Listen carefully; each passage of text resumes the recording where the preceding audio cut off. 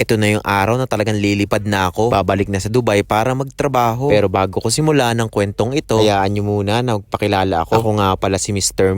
Isang hamak na gwapo sa mata lang ng asawa ko. Need ko makarating ng airport at least 4 hours before my flight. Kaya naman hindi pwede mag-chill. Kaya naman agad-agad ko nang nilagay sa sasakyan ang aking mga luggage at kagamitan. At habang inilalagay ko ang mga yan, ay ramdam na ramdam ko ang aking kalungkutan. Oo, ka na naman. Kasi sa Pilipinas ay muli na namang lilisan. At medyo ang pagbabalik ay matatagalan. Kaya naman talagang nakakalungkot. Pero wala tayong magagawa. Kailangan ko mag-abroad para sa pangarap at sa aming kinabukasan. Think positive lang, makakauwi rin ako. Yung for good na at hindi na babalik ng trabaho. Pero sisiguraduhin bago umuwi ay settled na at may sapat na ipon. Para dito sa Pinas ay matupad ko na ang pangarap kong mag-business. At bago umalis ay dumaan muna kami sa mami at daddy para magpaalam. Huwag po mag-alala kasi magpapakabait ako at mas magpapagwapo para sa asawa ko. Yaw naman. Pero tiwala lang, mabilis lang ang panahon. Maya-maya lang ay pabalik na naman. Kaya lakasan lang ng loob at harapin ang realidad. Realidad ng buhay para umunlad. Magtiwala sa Panginoon na tayo'y gabayan para tayo magkaroon ng magandang kinabukasan. At ayun nga, on the way na kami sa airport. Medyo chill lang kasi alam ko namang aabot. Tamang lambing muna kay Mrs. kasi last na naman. Ngitian ng kaunti para matanggal ang kalungkutan. Pero alam ko mamaya iiyak yarn. At dahil wala naman traffic ay maya-maya lang nandito na kami sa Skyway. At konting kembot na lang ay naiya na. Sabi ko naman sa inyo saglit lang habang papalapit ng airport ay sinusulit ko ang mga oras. Mga oras na nandito ako sa Pilipinas. Salamat po ulit sa naging parte ng mga kasiyahan, kantahan at konting sayawan. Asahang muling magkikita pagbalik at muling gagawin ng mga nakasanayan. Kasanayang magkasiyahan. At hindi na nga nagtagal ay nakarating na kami dito sa airport. At nabalitaan yata ng ABS na ako'y paalis. Ay nako, kaya ayaw ko talaga ng showbiz. At kitang-kita ko na mga yak-yak na si Mrs. Hayaan mo, ako na may magpapakabait kaya wag masyadong mamimiss. Pagdating nga namin sa airport ay medyo puno. Walang maparadahan sa harap. Kaya doon nagpunta sa bandang dulo. At dumating na nga ang oras para magpaalaman. Magpanggap ng tamang kasiyahan. Ayaw ko kasi yung mga nag-iiyakan. Kaya ako'y pangiti-ngiti lang, parang wala lang. Pero syempre, normal naman talaga tayong malungkot. Kasi iiwan na naman natin ang ating mga mahal sa buhay. Kaya akala lang talaga ng iba madaling mag-abroad, kumikita ng pera, pero talagang napakalungkot. Iba pa rin mamuhay dito sa Pilipinas. Kaya wag nyo nang pangaraping lumayo at lumipad. Ay siya, tama na ang drama at ang content ko na may pagpapasaya. Mag-iingat ka dito sa Pilipinas ha, aking asawa. Magbabait naman si Mr. kaya